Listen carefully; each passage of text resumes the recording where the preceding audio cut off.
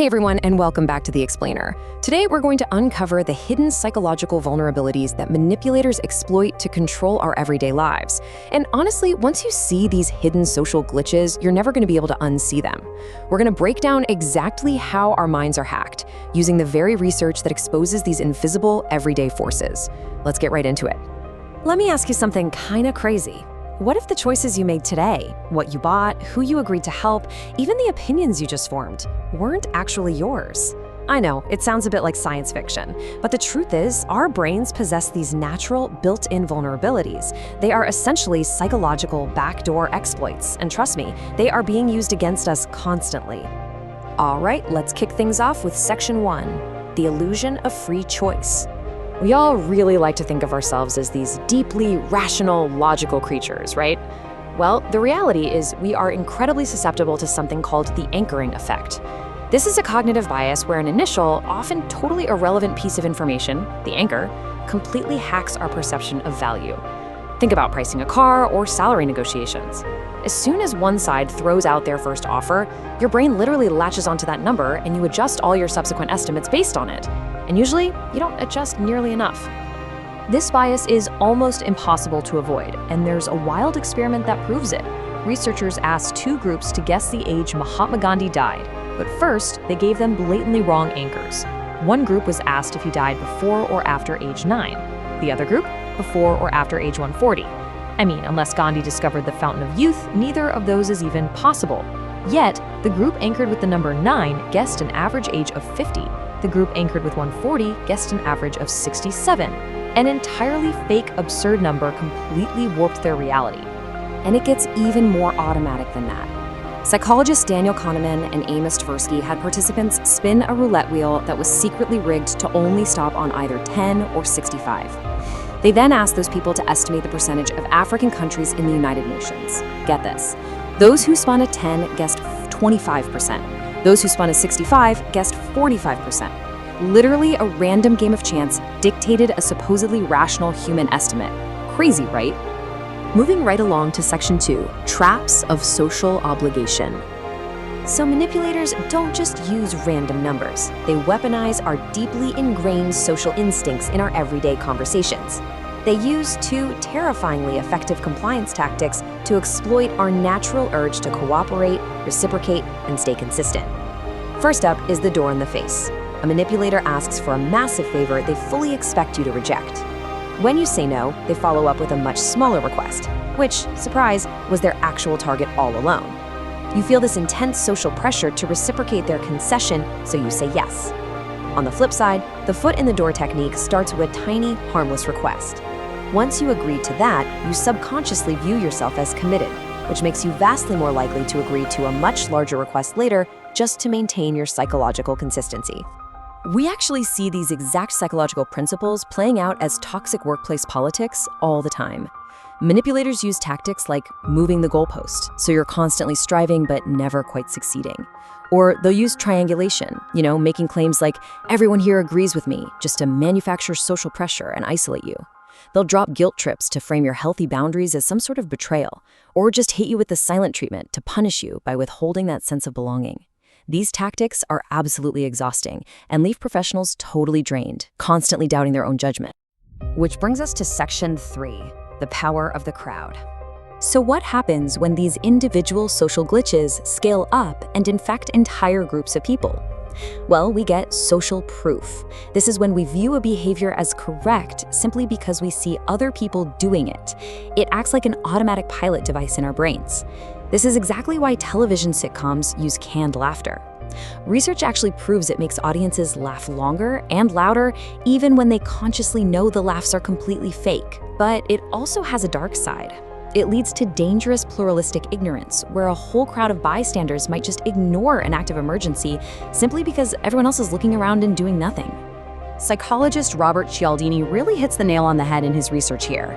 He notes that the true secret of a manipulator's effectiveness is how they arm themselves with these weapons of influence.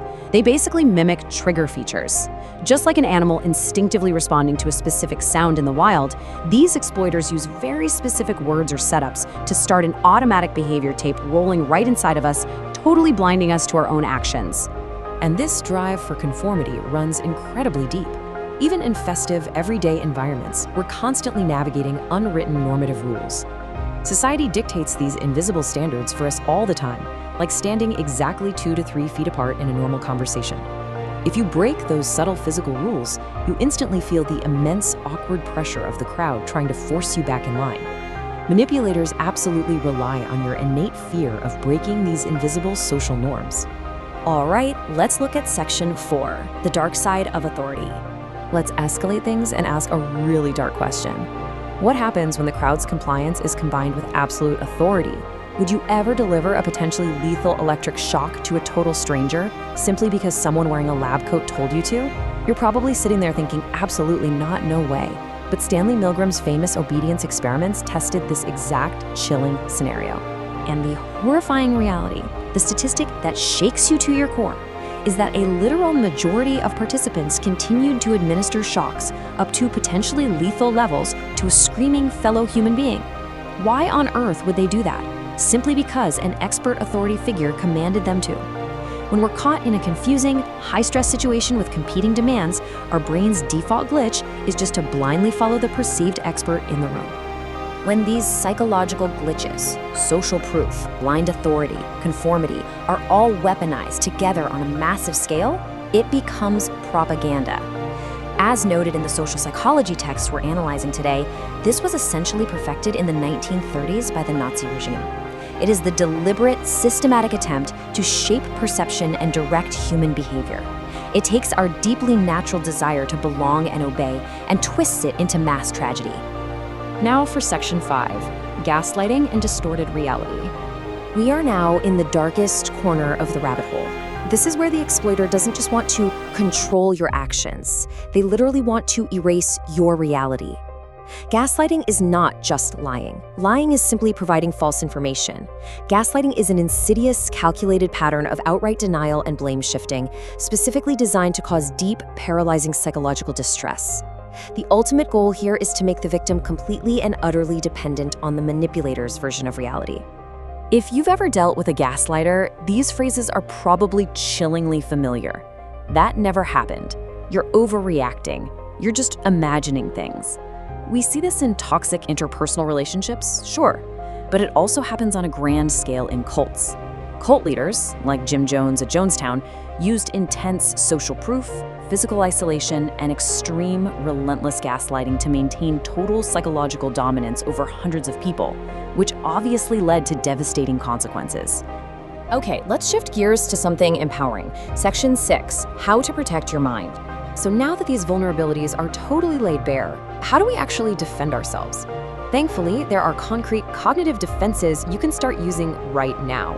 First up, use the Consider the Opposite strategy, or COS. To fight off that sneaky anchoring effect, deliberately force yourself to consider possibilities that are entirely opposite to the anchor they just gave you. Second, you need to distinguish patterns from isolated incidents. Look, a colleague having a bad day is just conflict, but a colleague constantly shifting the goalposts, that is a manipulation pattern. And third, build environmental awareness regarding the context of the requests being made of you.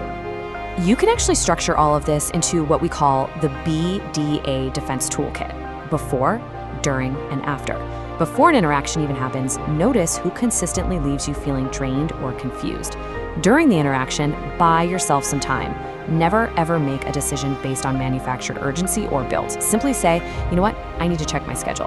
And after the interaction, document what was actually said so you can protect yourself against gaslighting, and be sure to reality check the situation with a trusted ally to break that spell of isolation. Remember, simply recognizing and naming these tactics, actually knowing what a foot in the door or an anchoring attempt looks like in real time, is your absolute most powerful defense. Awareness isn't about walking around being deeply suspicious of everyone you meet. It's about reclaiming your professional and personal agency. It completely neutralizes the manipulator's control because their tactics rely entirely on staying hidden in the shadows of our automatic responses. Today, we've seen how random numbers, perceived authority, and the heavy pressure of the crowd can completely rewrite our actions without us even noticing. So I want to leave you with one final, provocative thought to take with you. The very next time you make a sudden purchase, agree to a demanding favor, or start to doubt your own memory, take a step back and ask yourself, who wrote the script you are following right now? Thank you so much for joining me on this explainer. Stay curious and stay aware.